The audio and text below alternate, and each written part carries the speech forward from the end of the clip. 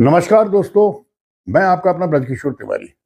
चूंकि मैं खुद बॉलीवुड से बिलोंग करता हूं, इसलिए आज आपको जब चारों तरफ युद्ध चल रहा है, बॉलीवुड के दोगलेपन से आपको रूबरू कराता हूं।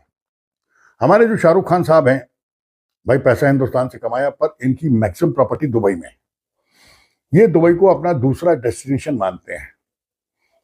आमिर खान हो, सलमान खान हो, हनी सिंह हो, कोई भी बड़ा सिंगर हो, बड़ा क्रिकेटर हो, इन सब ने दुबई में फ्लैट्स लेके रखे हैं और भी लोग जा रहे थे, क्योंकि इनको लगता है कि हिंदुस्तान का जो कल्चर है, हिंदुस्तान की जो विदेश नीति है, हिंदुस्तान के जो लोग हैं, ये उनके लेबल के नहीं है।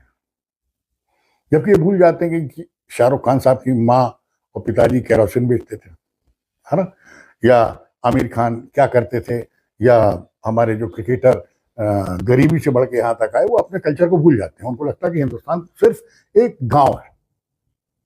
इन सब ने अपने लिए एक सेकंड डेस्टिनेशन दुबई बना के रखा था, पर जब से युद्ध चल रहा है मेरे दोस्तों, सबकी फटी पड़ी है। ईरान पे अमेरिका और इजराइल स्ट्राइक कर रहा है, और ईरान सारे गल्फ कंट्रीज पे, चाहे वो दुबई हो, अबू धाबी हो, यूएई हो, टर्की हो, कुछ भी हो, सबको तोड़े पड़ा है। ये अपने आप को बहुत शान से, बड़े शांत प्रिय अय्याशी वाली जीवन जीने के लिए दुबई जाते थे।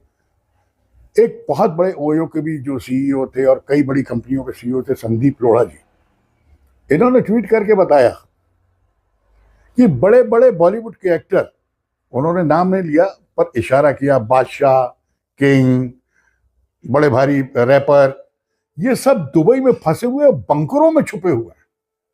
और आज इनको दुबई और दुनिया से सबसे ज्यादा अच्छा कुछ लग रहा है तो हिंदुस्तान लग रहा है।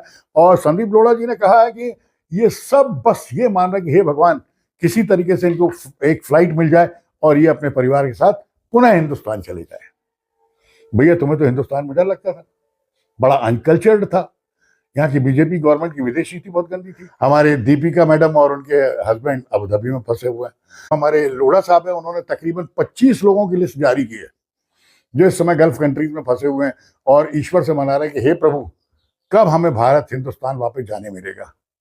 देख लिया इनका दोगलापन। जब पैसा होता है और जब इनको अय्याशी सूझती है तो हिंदुस्तान सबसे बड़ा होता है।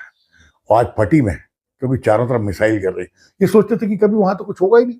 अरे, दुबई के बादशाह ने नहीं सोचा था कि उसके साथ होगा, पर ईरान ने तोड़ के रख दिया सबको। सब टूटे तो अब भाग रहे हैं।